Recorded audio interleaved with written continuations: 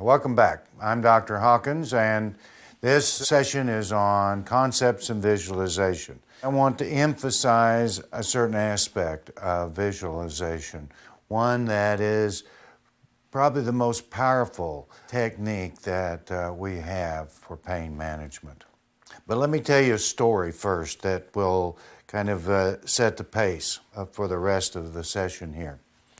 And the story is that when I was working in marriage and family counseling around Valentine's Day, either before it or after it, I always, every year, would have some lady come in who was upset because her husband had not bought her or would not buy her or didn't know to buy her a dozen red roses for Valentine's Day.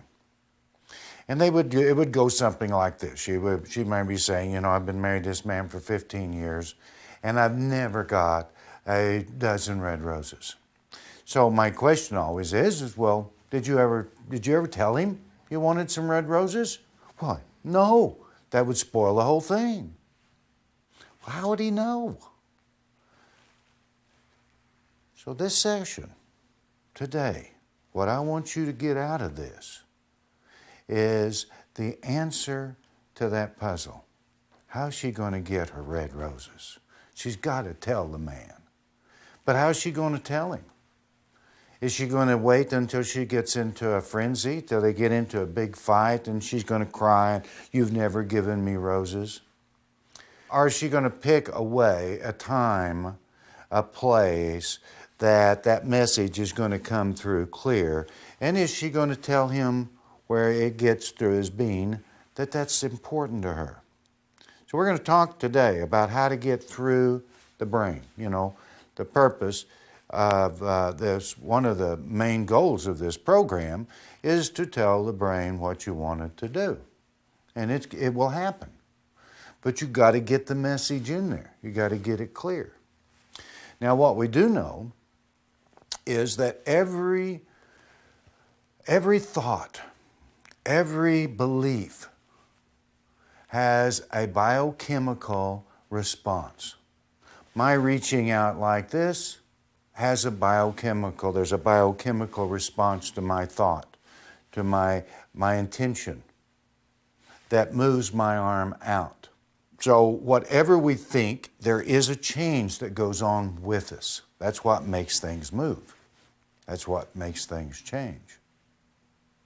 Now, it's really how we're going to do it then. Are we going, we want to make it a positive change, or we want to make it a negative change?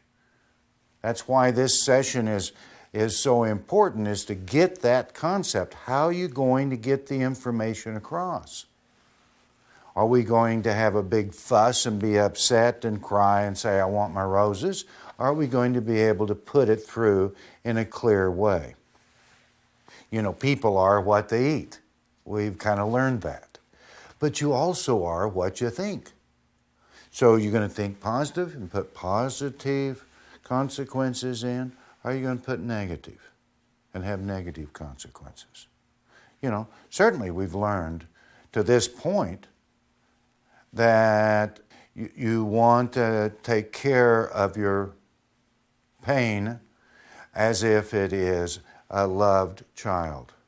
And we know that if a child is sick, like our pain is calling us to help it out, it needs something, and that a pain crisis is really a signal. Pain crisis doesn't say things are going wrong. It says that we need to do some maintenance. Just like a kid that's not feeling well needs some maintenance, needs some nurturing. And we've learned that you approach that child in a negative, hateful way. What do you get? You got a sick kid, sicker, more upset. You calm them. And so it's the same way. You going to put in positive thinking, or are you going to put in negative thinking? Because it's going to be a different biochemical response to that. Now let's look at some of this. I have several studies here that will begin to point out the effects of our thoughts. It was interesting, they had a screen where they showed a picture of hands going up and catching balls that was falling from the sky. They were catching balls. And the person sat and looked up at the screen. And they told the person, imagine that those are your arms reaching up and grabbing that ball. After actually about 84 seconds to be exact, there was a group that a knife came in and stabbed one of the arms, and the arm began to bleed. Now, the person sitting back here didn't get stabbed. They were just imagining those were their arms that they were watching. What happened? Well, everybody was hooked up to machines that would pick up responses from their skin.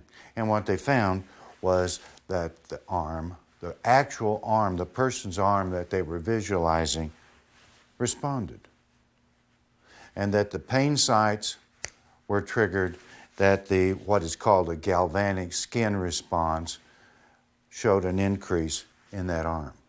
Thoughts have a biochemical change, and it's very specific. So the change didn't occur in the arm that wasn't stabbed. It occurred in the arm that's stabbed. Another one is touch.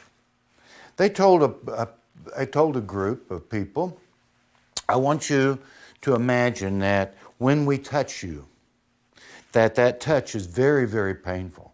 And I want you to imagine to what degree that hurts you and how deeply that hurts you. And I want you to imagine that hurts a great deal. And what did they find? They found, like in the other one, just the imagination that touch triggered the whole central pain system, which was, and you've heard by now, the thalamus and the central pain centers were all triggered. What you think is going to have a biochemical response.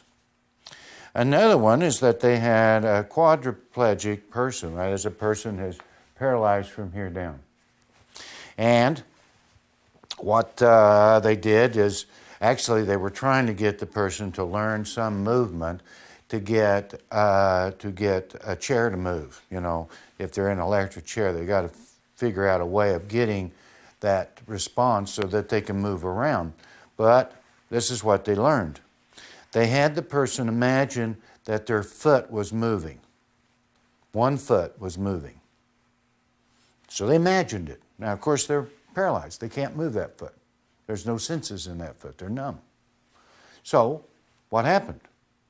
Well, of course, there was in the brain associated with that foot, the place in the brain that moves that foot began to be excited.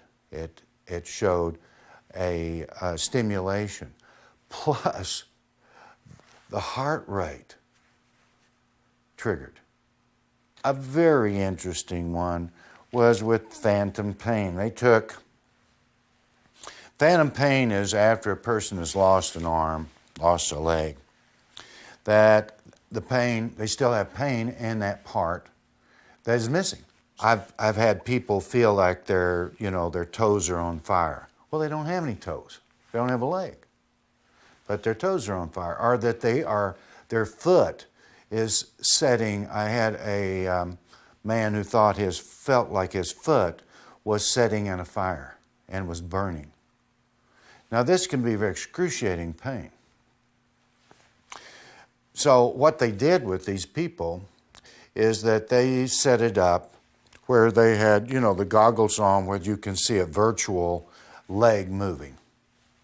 So they set them up where the patient with the amputee would look down and would see their leg.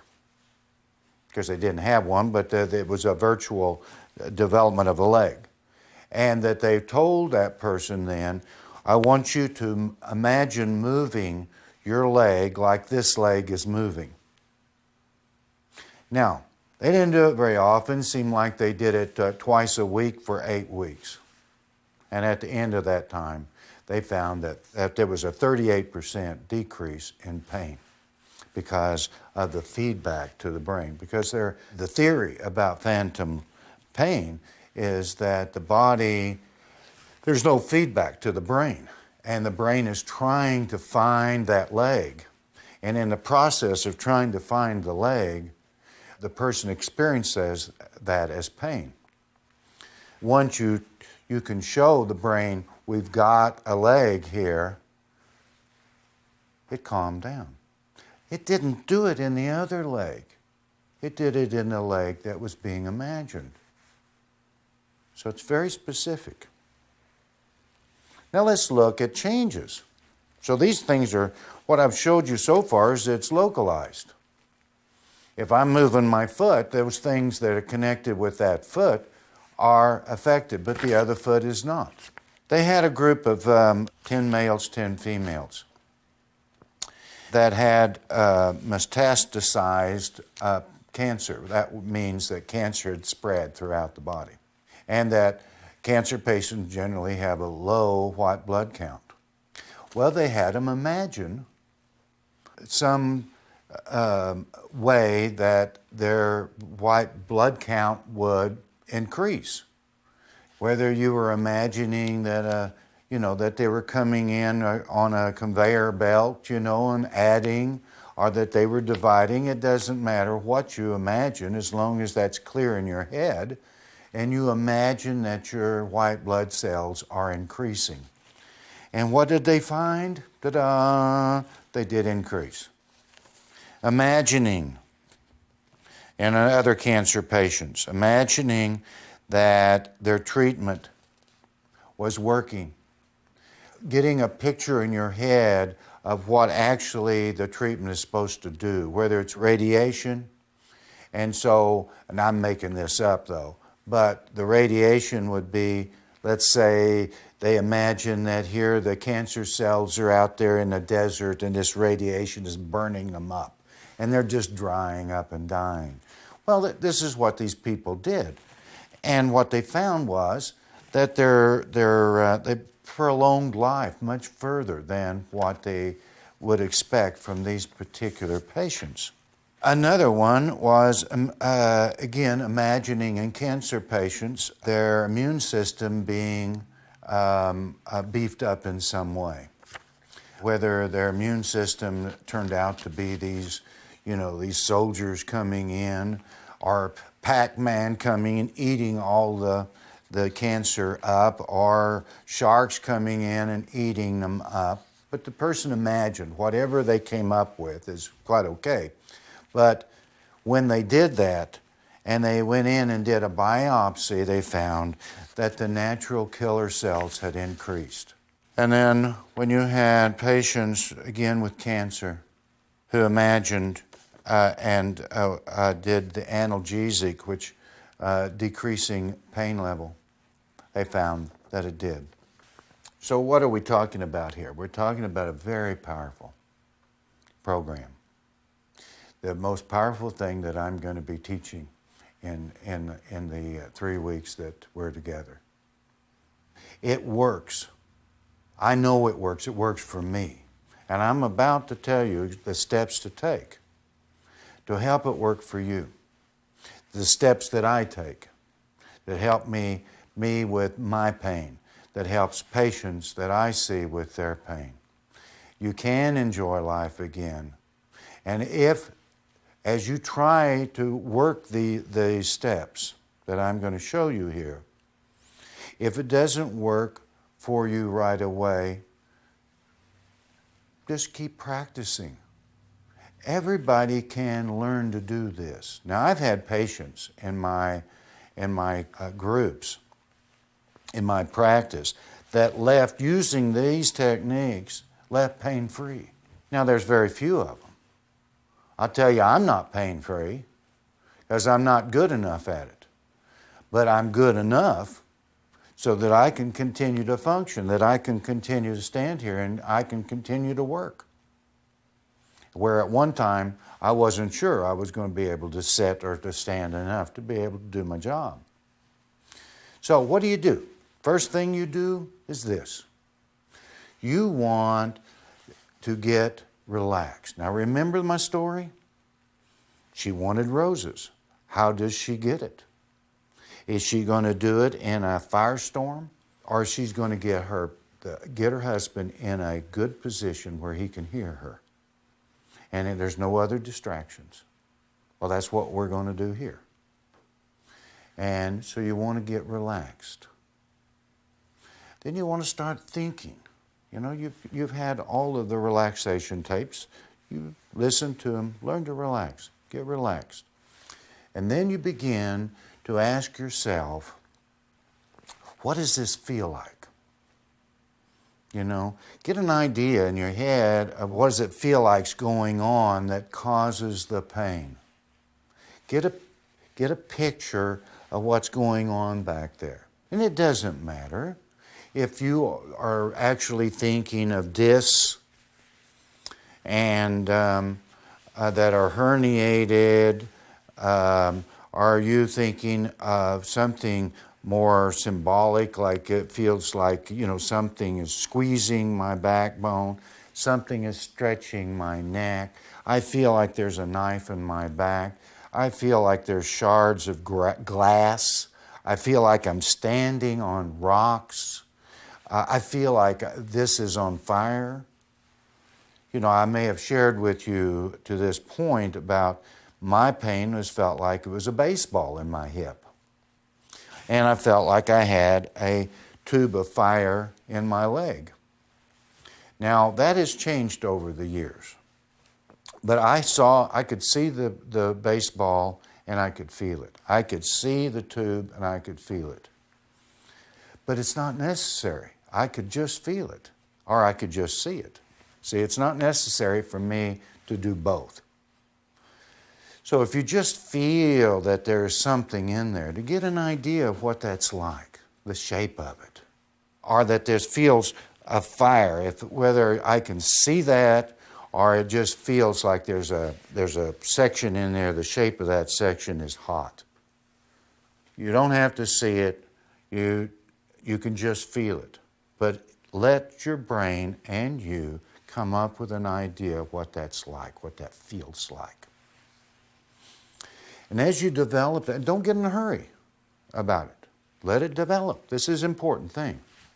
And as you develop that, then allow you and your brain to come up with what makes sense to change a little bit at a time so that it would give you less pain. So, you know, my baseball can shrink, or it could turn into a softer rubber, or the heat, I could pour water over it, I could chill it. So you want to change things a little bit at a time toward more comfort. Now, this is really important. You don't want, you know, who wouldn't want to just pull that knife out? Who wouldn't want to just release that spine? Who wouldn't want to pull their foot out of the fire? But your brain knows that that's not going to happen. If you took the biggest pill you got, it's going to take 20 minutes before it takes effect. So your brain knows nothing is fast. Don't expect too much. You're going to change that a little bit at a time and just watch it build. It can happen. It does with me. It does with many.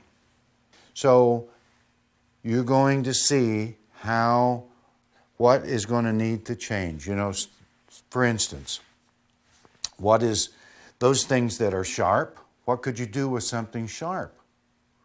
Well, you could dull it, or you could turn it into something soft, or you can begin to remove it a little bit at a time.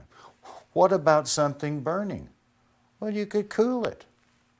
You could pour water on it. You can turn the power off of it so that it doesn't get the energy levels to get hot. Hard things can get soft. Big things can shrink. For headaches, you want to think in terms of something that will cool that head, like a block of ice that is perfectly shaped to your head and sets on there while your hands and the rest of your body is getting warm in some way. Now there's a real physiological reason for that, because you're wanting to cool the head, but you're also wanting to open up your capillaries in your brain, and that will do it. So use your imagination. And where does your imagination come from? It's from your brain. Now no one has to agree that that makes sense. It has to make sense to you. Makes sense to you, doesn't matter. Then you want to draw it. Now why? Because you want this message to be strong. Now, I'm not great at drawing, but I don't mean sketch it out real quick. I mean put a little effort to get everything in there that makes sense in your concept of what's going on that creates your pain. Draw it out as detailed as you can. The more vivid and detailed things are, the better. You know, the better the instruction is, the better a person can follow it. Then, after you've drawn it, you want to write the story of what's going on and how is it going to change and what's going to happen. Write it out.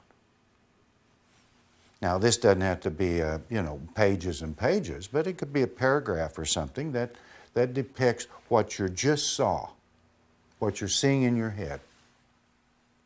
Now, what do you do with it? Well, as people in business know, that if you want someone to understand you, you want to give it to them repeatedly, in as many modes as possible. So you want to see it, you want to hear it, you want to feel it, you want to understand it. So you want to give this to yourself in many ways as you can. So after you have now got the idea about what this feels like, what you're going to do to change that, you've drawn it, you've written it, then you want to start practicing it. And initially, you're going to do the relaxation because you want it real clear. You don't want any distractions when you're giving this message.